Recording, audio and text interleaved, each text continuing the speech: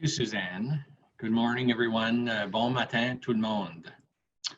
So as Suzanne mentioned just a minute ago, today is day 4 of the 5 Asian Market Forums. We'll be given an overview on Vietnam today and learn tips on how to do business in this region. If you missed the sessions on Japan, Korea, and Singapore in the last 3 days, you can access them on the platform as mentioned. And tomorrow we'll be presenting on Southeast Asia and looking at several countries there. And that will conclude our week of a week long of Asian markets. Even if you have missed some of the sessions, or the live presentations, everything will be kept here on and where you can come back to it and visit at your convenience. This particular Pan-Atlantic activity is made possible through the collaboration of the 4 Atlantic provinces, ACOA, and Global Affairs. We hope you'll find the resources we are providing you with this week's helpful, and we hope new ways for you to do business in these Asian markets. As mentioned, today we'll dial in on the business development in Vietnam. But before introducing our first presenter, just a reminder that we have a question period at the end of the presentation. And so please add your questions or comments to the chat box, or there's also a Q&A box as well. So I would ask you to please send those as you think of them before the end of the presentation. You'll also have access to the PDF of the presentations today linked below on your viewing screen. So to kick things off, we'll hear from Mr. Christian Allais, who's our Senior Trade Commissioner at the Consulate General of Canada in Ho Chi Minh City, and Janine Fiedler, also our Senior Trade Commissioner based at the Embassy of Canada in Hanoi, Vietnam. Christian joined the Trade Commissioner service in 2002 and served abroad on Canada's diplomatic missions in Japan, Morocco, and the European Union. As a Senior Trade Commissioner in Ho Chi Minh City, he works closely with his counterparts in Hanoi to help Canadian companies succeed in this market. Janine joined the Trade Commissioner service in 2008 and served in Canada's diplomatic missions to the UAE and Saudi Arabia, and actually the regional office in Vancouver. As Senior Trade Commissioner in Hanoi, she worked closely with her counterparts, with Christian and others, to help again succeed in this important market. So in today's presentation, Christian and Janine will speak to the opportunities in this market, some of the challenges, and we look forward to hearing more about Vietnam. So I'll leave it and over to Janine and Christian. Thank you. Good morning. My name is Christian Allais, and I'm the Senior Trade Commissioner at the Consulate General of Canada in Ho Chi Minh City, Vietnam. With me today on the line is Janine Fiedler, Senior Trade Commissioner at the Embassy of Canada in Hanoi, Vietnam.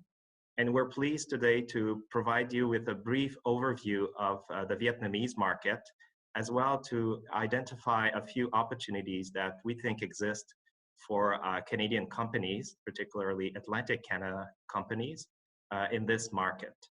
We will be happy to take questions at the end or to follow up by email, and we will be giving you our coordinates at the end of the presentation as well. Et pour tous ceux qui nous écoutent et qui sont francophones, il nous fera également plaisir de répondre et d'interagir avec vous en français après la présentation. So let's get started. For those of you who haven't followed the success story of Vietnam in the last couple of years, the country has experienced a remarkable transformation, particularly in the last decade. It was one of the poorest countries in the world in the mid-1980s when the country started to implement a series of economic reforms. And while it took some years to take off, Vietnam was not part of the so-called Asian tigers in the 1990s and did not suffer through the Asian financial crisis. The country really did take off in the 2000s, and particularly in the last decade. As you see on the slide as well, since the reforms were implemented in the 1990s, the GDP, so the country's economy, grew by roughly 10 times, and the income per capita grew by about 6 times. Now it started from a very low base, so Vietnam still has income per capita that's lower than neighboring countries such as Thailand and Malaysia, but the growth is spectacular. As well, very important for exporters who are targeting the mass market. Each year, it is estimated that 1.5 million people join the middle class in Vietnam. And Vietnam has a population of roughly 100 million people.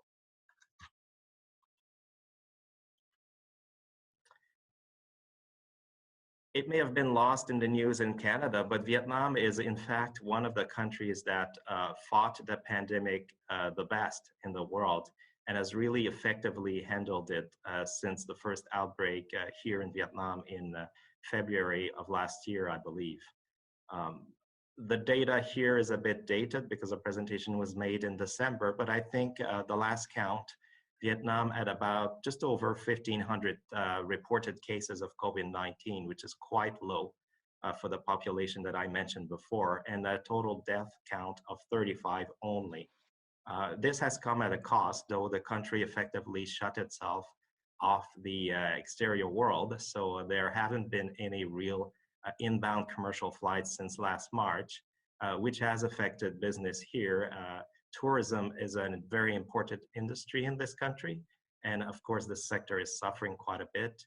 Manufacturing is also a very important industry and depends a lot on foreign investments. Obviously, without travel, many foreign investors have not been able to visit the market lately. However, it is forecasted by the IMF and other international organizations that the country is really well positioned to rebound in 2021 once some of those restrictions are finally lifted. And in fact, the growth forecast for this year is 6.7%, which is more or less in line with the average of 7% that the country has grown in the last decade or so. Now I will turn to Janine for the next couple of slides.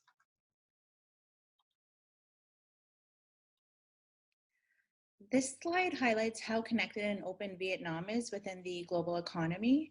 This is an advantage for Canada as it relates to the CPTPP, which has made us more in line with our traditional competitors in this market, such as Australia and New Zealand, who do have a long-standing trade relationship with Vietnam. And we're more competitive in many areas than the US, who currently has no trade agreement with Vietnam. However, the newly entered into force EVFTA, which is the EU-Vietnam Free Trade Agreement, as well as the recently concluded RCEP, have created further competition for our companies. The CPTPP entered into force in Vietnam in January 2019, and while there were initial delays in the implementation of the agreement, the data now points to significant competitive gains for certain products, particularly agricultural products, fish and seafood products, and industrial goods. There is greater investment protection, predictability, and transparency. Temporary entry of certain categories of business persons. However, there are currently some limitations at the moment due to the COVID-19 pandemic and new disciplines on IP protection and enforcement. As far as the two links at the bottom, these offer more in-depth information related to the CPTPP, and the tariff finder can quickly get tariff information for countries where Canada has a free trade agreement.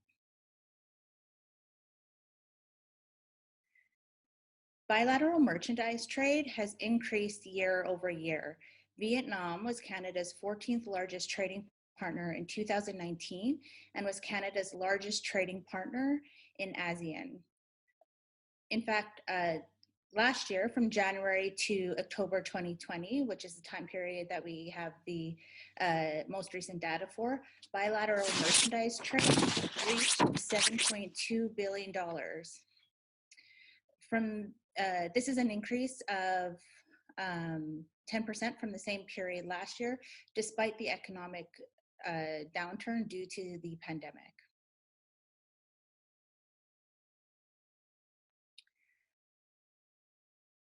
For agricultural and other commodities, this sector has remained more or less stable despite the pandemic, with a slight drop of 3.4% from the same period last year. Overall, agri-food and seafood account for more than half of all Canadian merchandise exports to Vietnam.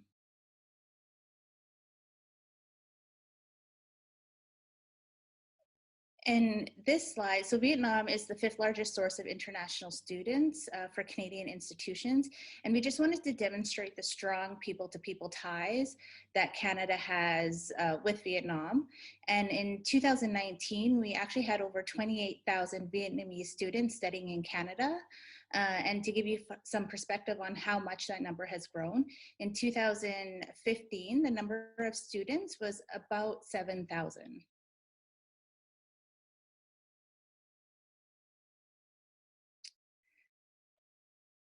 Vietnam is a challenging export market. The country ranked 70th among 190 countries, 5th in ASEAN in the World Bank Ease of Doing Business 2020 report.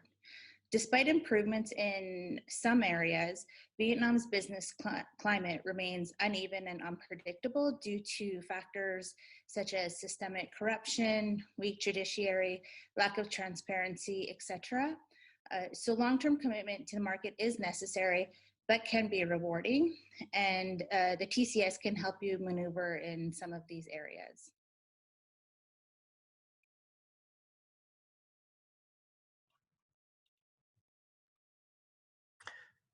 So how do you take advantage of the broad opportunities that in this growing market that Janine alluded to? And as well, how do you mitigate against some of the challenges that she just mentioned in the last slide?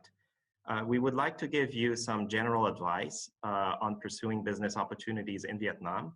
And then we will be talking about specific sectors where we see some growth opportunities for Canadian and Atlantic Canada companies. So in terms of general advice, as in many markets in this region, it is very important to conduct proper due diligence when you select your local partners.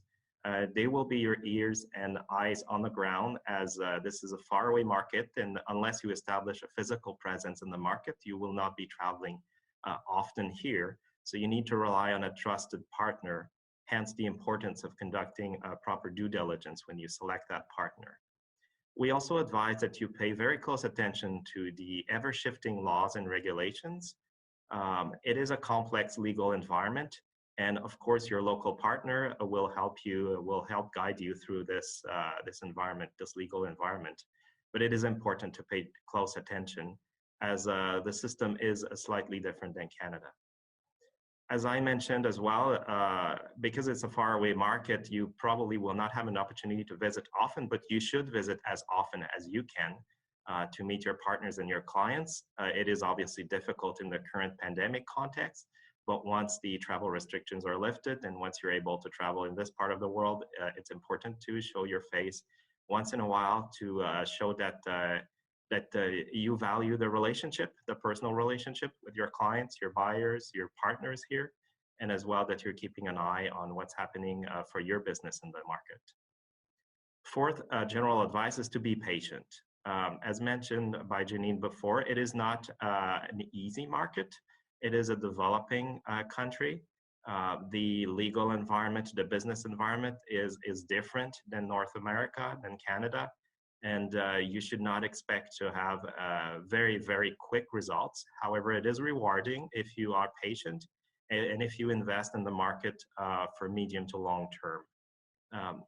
Business relationships are built on trust in Vietnam, hence the importance again of trying to keep a personal relationship going with your partners, your clients, your suppliers by visiting them, or in the current environments, perhaps setting some time for virtual talks or video conferences.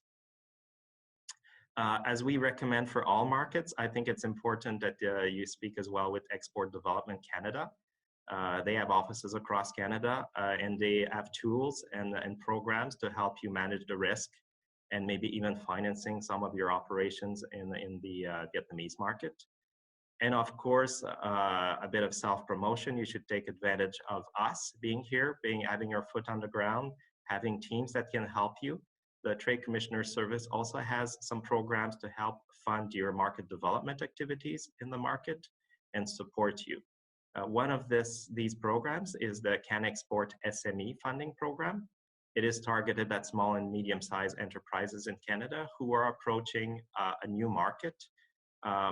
There's a list of criteria to be eligible for it, and so I invite you to go on the website that's on this slide, see if you are eligible for this program, and of course, if you are, to take advantage of it. So in terms of specific sector opportunities, both of our teams in Ho Chi Minh City and Hanoi have identified the following sectors as having the greatest opportunities for Canadian companies, many of these sectors also definitely offer opportunities for Atlantic Canada companies.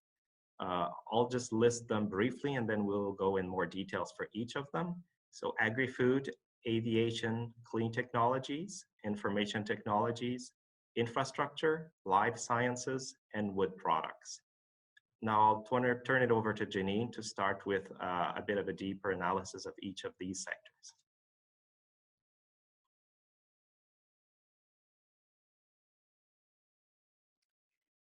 Vietnam was the second largest destination for Canadian agri-food and seafood exports among ASEAN countries in the first 10 months of 2020. The consumer market is made up of approximately 97 million people with a growing middle class, as Christian had mentioned earlier, and young Vietnamese consumers have a growing appetite for Western food products. What this means is that we see a greater demand for Canadian products, both for the quality and safety, as Canada has an excellent reputation for both of those things. Thanks to the CPTPP, import tariffs on many Canadian products, as listed on the slide, have been eliminated or will be eliminated in upcoming years. And I would refer back to the Canadian Tariff Finder if you have specific questions about your products and where they land on the CPTPP tariff reduction schedule. And then of course, import tariffs on canola oil and pork are a couple of those items that will be eliminated gradually. Aviation is one of the hardest hit sectors globally, which I'm sure we're all aware of. Pre-pandemic, Vietnam was one of the fastest growing markets in the world. And in fact, it was the 7th largest, fastest growing market in the world. Growth in passenger traffic and emergence of low-cost carriers have spurred demand for new aircraft, aviation training, and MRO services. And what we've witnessed at the embassy in Hanoi is that there is still a large demand, especially for aviation training and as well for MRO services. Vietnam still considers aviation a backbone that promotes Vietnam's economic growth and still aims to have their aviation industry as advanced as other countries in the region and in the world by 2030. And that plan is still in place by the Vietnamese government and industry, even with considerations of the pandemic. So areas of opportunity are airport infrastructure, including air traffic management and security, all of which need upgrades. And then Vietnam is seeking to develop its aerospace industry by attracting foreign investment.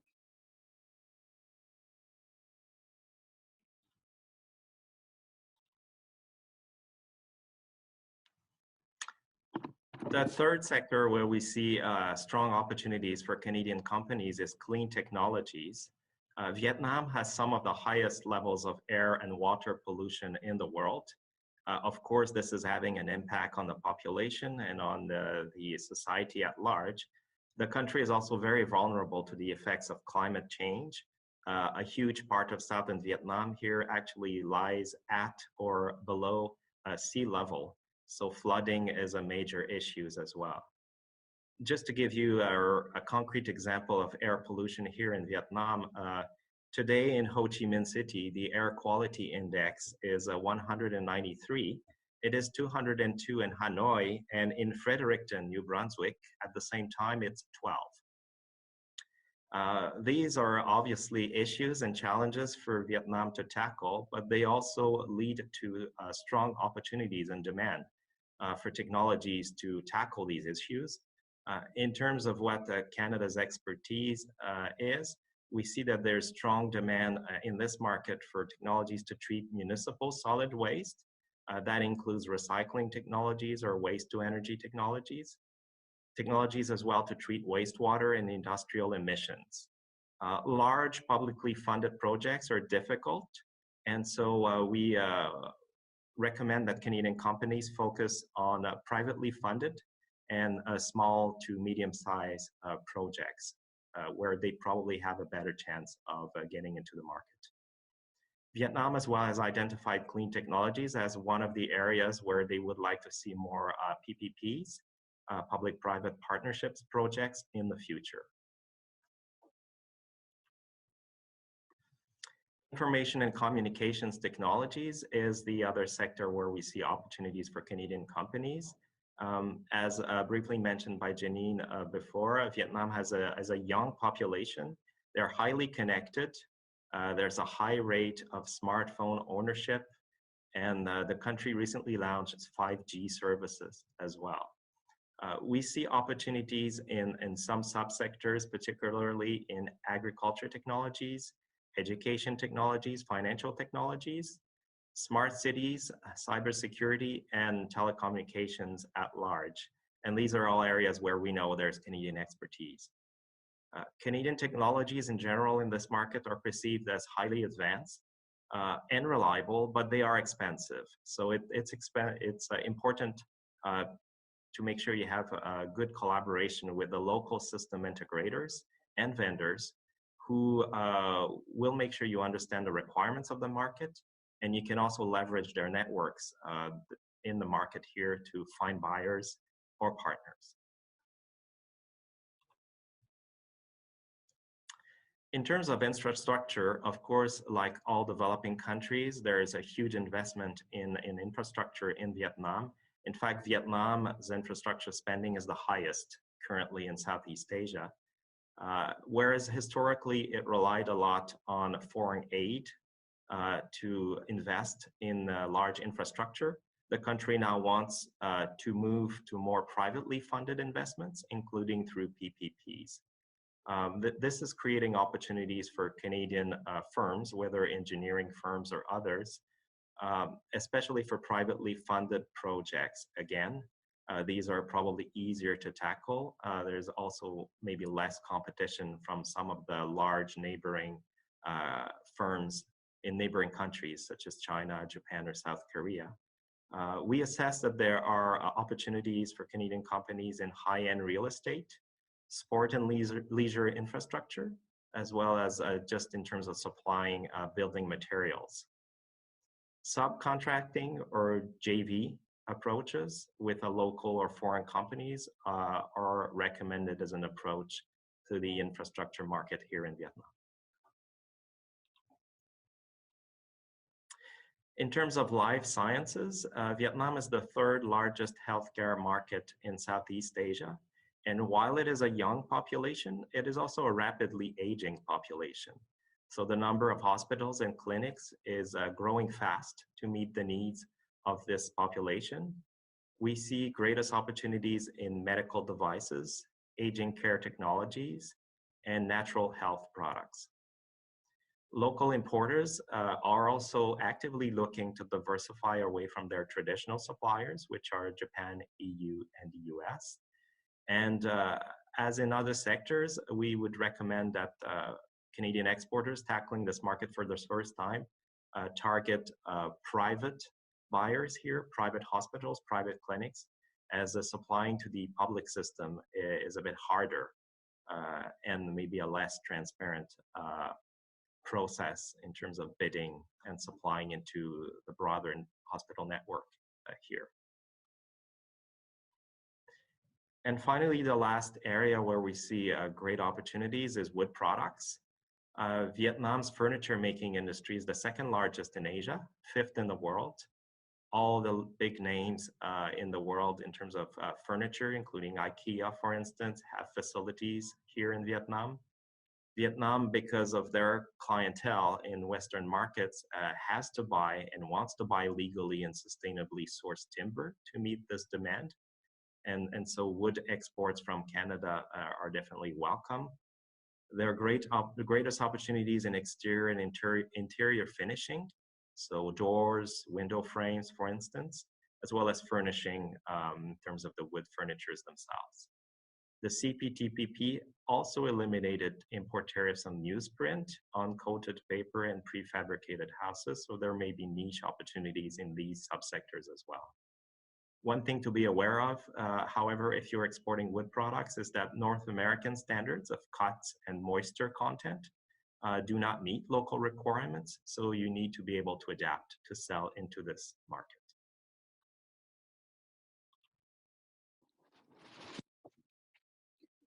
So here's the contact information for Christian and myself.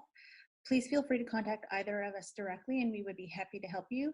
And if you have sector-specific questions, then we will refer you to the trade commissioner who's responsible for that sector, who will be best placed to assist you.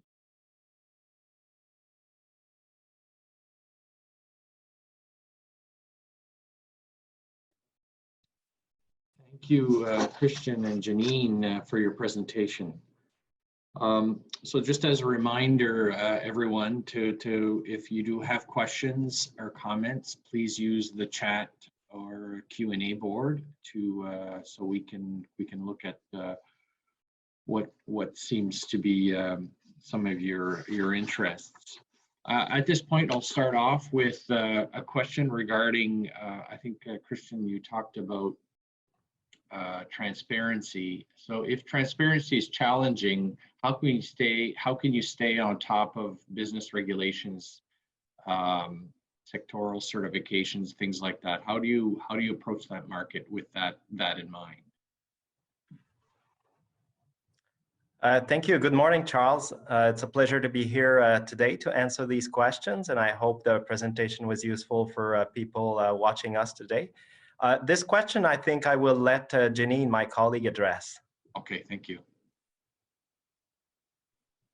Yeah, so like we mentioned in the presentation, Vietnam is a challenging market, even though it is a rewarding market and it takes a lot of time and consideration and due diligence. I think at this point, what we would say to any company who is worried about transparency and keeping up with all the regulations, and it is a very regulation heavy market, is basically to get in touch with the Trade Commissioner Service. Considering the size of the market, we're actually quite a large team. There's 9 of us in Ho Chi Minh City at the consulate and 6 of us in Hanoi at the embassy. And we do have a trade commissioner for sectors of priority and also other sectors as well, whose main reason and mandate to be in market is to keep on track of all the new regulations and changes that happen here. So I think that would be the best place to start. And if you have a question that we're don't have an answer for immediately, we're here and we can try and figure it out.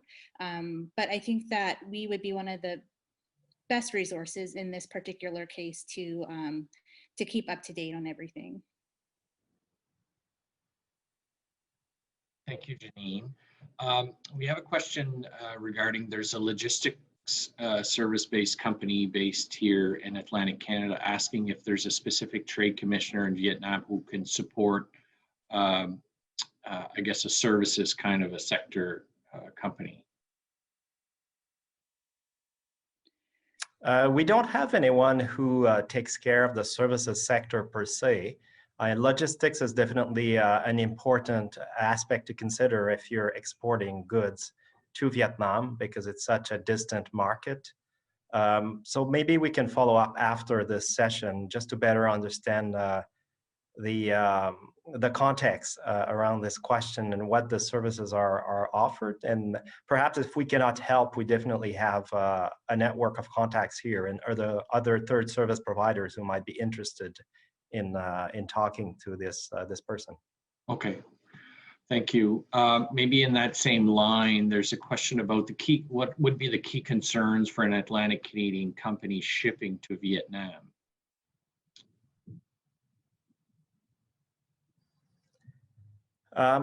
That's a good question, and maybe our logistics friend is better able to answer that one than I do. But something that we hear often from exporters is it is a distant market, so it takes a long time to ship goods, especially from Eastern Canada to this market.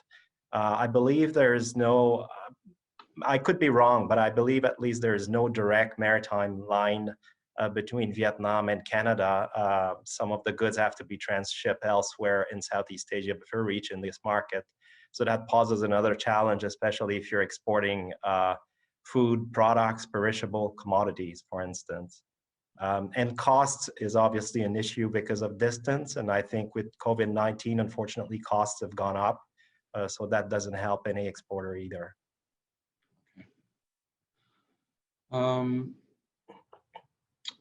What about, you touched a bit on the agri-food and seafood products are in high demand in Vietnam. Is there more information that you can provide about sort of the trends, what's happening, where is that sector going, and how can Atlantic Canadian companies see that as opportunities? Agriculture and agri-food and seafood have always been essentially the biggest sector that we've had success in here in Vietnam. And once the CPTPP came into effect, we're currently in the second year, we just made further gains within those two sectors. Most items are now at a 0% tariff rate, and many other items within agri-food and seafood. In fact, I believe that seafood is all at 0% right now, and many meat and pulses and wheat are currently 0% as well. So there is a lot of opportunity. And as far as the growth in the sector, we anticipate that there will be more and more opportunities for Canada as the market in Vietnam grows and the middle class grows. As we mentioned, the young Vietnamese population is very interested in Western tastes, and Canada has a great reputation here. The opportunities are endless. And for us, we communicate quite frequently with some of the major restaurant chains that are here in Vietnam, as well as the supermarket outlets, and we continually have more and more interest here. We're also working on some market access issues that will allow entry for more products. But at the moment, what we see is, I guess, produce having a big, a large opportunity here. So Canadian beef, lobster, oysters, essentially any seafood that they would not have in Vietnam, which is most of the seafood that we would have in Atlantic Canada. And then also we're looking at bringing in more fruits and vegetables. So there's quite a lot of opportunity there.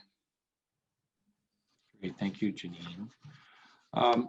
There's a question here about the Vietnamese business community, and with the pandemic and the challenges of meeting face-to-face, how is the community adopting sort of virtual business tools? Are they open to sort of the Zoom call to open up the relationship? I know, Christian, you mentioned that it's important to be in the market and to build those relationships, but how are they dealing with, or how's the business community dealing with the current pandemic situation? Either you, Christian, or Janine. Maybe I can start and Janine can comment afterwards, but we also, as the Trade Commissioner Service here in Vietnam, had to switch to a virtual format for most of our business development activities. And I think it's been challenging for everyone. To begin with, the time difference between Vietnam and Canada doesn't necessarily make things easy. So it's either very early where you are or very early here when we can contact people at a decent time. That being said, I think the Vietnamese community, or at least the contacts that we have here and that we've worked with, have adapted to the situation. We've had quite a few virtual events on Zoom and other platforms that have been successful. We've also managed to do some business-to-business matchmaking on those virtual platforms with some results. And last November, in fact, we participated in a virtual trade show where Canada was the country of honor here in Ho Chi Minh City. Also worked quite well. So I think they are receptive to this, definitely. Everybody obviously is looking forward to the day when we can meet in person, but in the meantime, definitely you can start to establish those relationships virtually. Janine, anything else to add to that? Just that I agree with Christian. I think it's actually been a lot easier than anticipated to switch to the virtual format. When I first arrived in 2018, the suggestion of a teleconference or a conference call as opposed to having Canadians come to the market was not the best approach with local contacts. So I was a bit hesitant when everything was happening to suggest virtual events, and it's gone quite smoothly. In Hanoi, we deal a lot with government-based contacts, and they've been very open and accommodating, even to the time change. So it's not always the Canadian side who's up late and we have our regular workday. They've been very flexible, and it's been fairly easy to work with them. Okay, thank you. I'm wondering if you could make some comments regarding selling direct to to potential buyers or clients in Vietnam, or through directly through an importer or distributor. Are there best practices, or is there a better way to do business in Vietnam?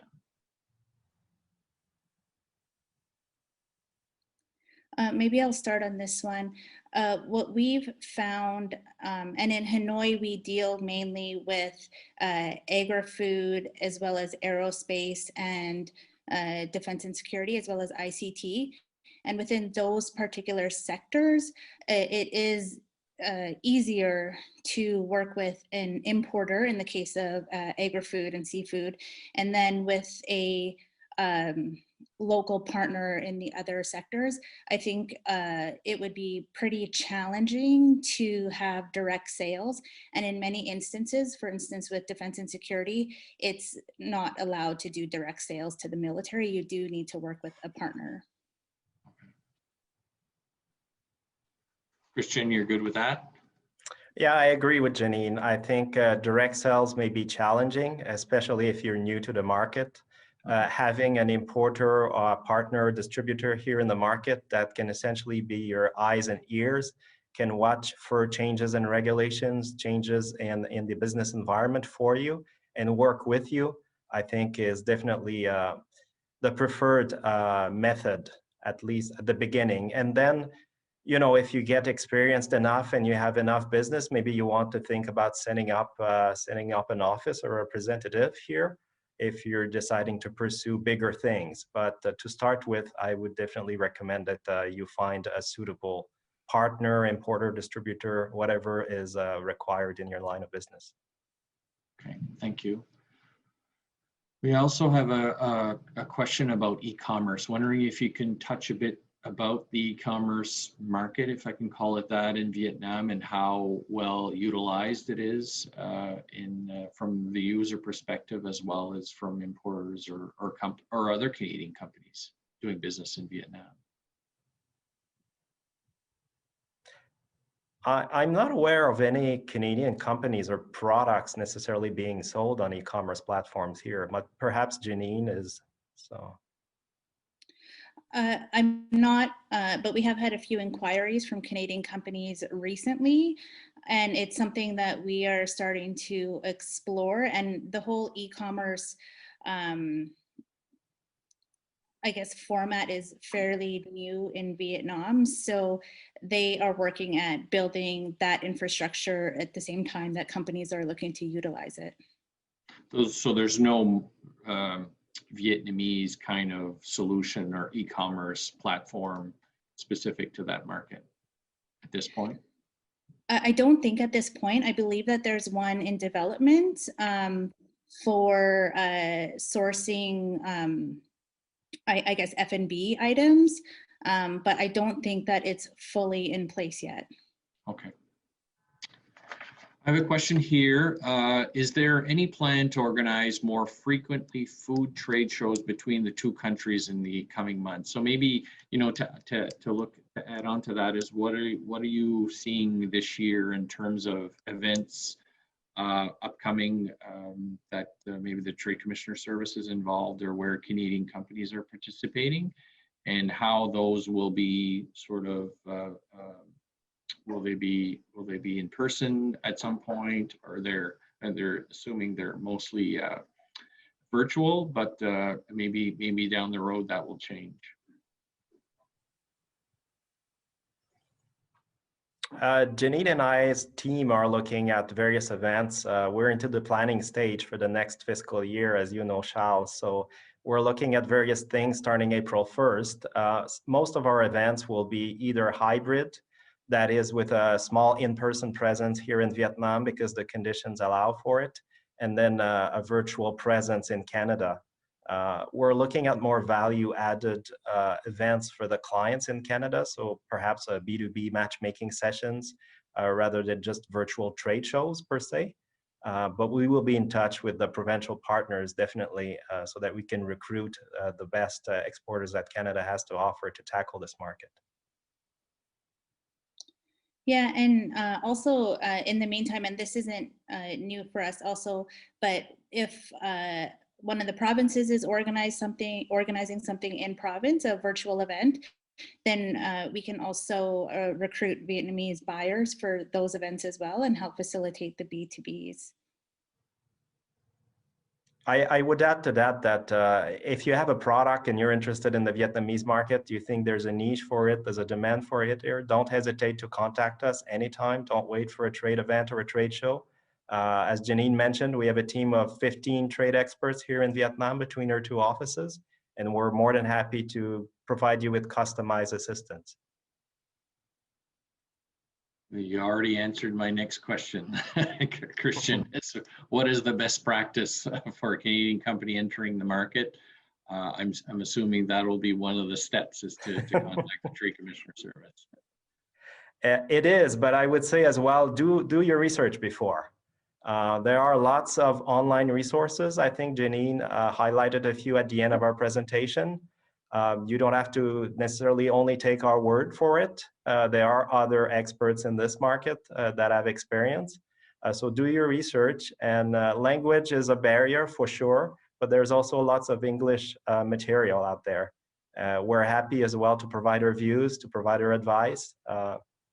It is not an easy market. I think one of the questions in the chat box was, is it okay to enter the Vietnamese market as your first foray in Southeast Asia, perhaps? I would say it depends. It depends on which sector you are, but from my experience anyway, and Janine may have a different experience, but a lot of our exporters coming here in Vietnam, this is not their first foray into Southeast Asia. They've tackled Singapore, for instance, or maybe Thailand as another market before. Okay. I'm just looking back at the questions. I think I missed one. You had talked about PPP opportunities. Is there access to that kind of information? Is there a government biz kind of website to see opportunities, or should they be more reaching out to yourselves in terms of trying to find those kind of PPP opportunities? PPP is very, very new here in Vietnam. In fact, I think they just passed the PPP law late last year. They still have some implementing regulations to pass. So this is very, very early. There is a website, I believe, from the Vietnamese government that has a list of projects to be done by PPP in the coming years.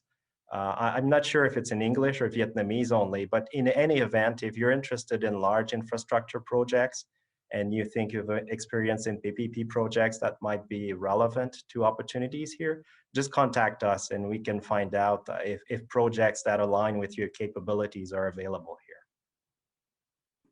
Okay, thank you. I had put down a question myself here.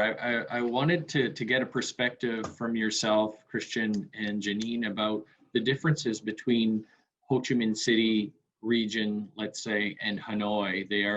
They're quite distanced, and geography-wise as well, hugging the coast of Vietnam. I wonder if you can give us sort of a general sense of those two regions and how they work. Are Are there more manufacturing in a certain region versus another? And just to give us a good perspective of the geography and the sectors in this market. Yeah, the two cities are quite diverse. So Hanoi is known as the government capital because it's the capital of the city, the country. And then Ho Chi Minh City really is the commercial capital of the country, which is why we have the bigger team in Ho Chi Minh City. And there are, the reason we divided the sectors the way that we did is because they do coincide best with what each of those areas of the country have to offer. So we do work quite closely with government in Hanoi on market access issues, any technical barriers, CPTPP implementation, but then we also cover sectors such as aerospace because most of the airline head offices are located in Hanoi. And then within ICT, which is a sector we cover in both missions, we cover cybersecurity and telecommunications because those head offices and those functions are primarily in northern Vietnam. And Hanoi is more conservative than Ho Chi Minh City. So it is a different feeling in both places. But there are certain sectors that we cover in both missions because of course they're important to both areas of the country, which are agriculture and seafood, and then education, some clean tech.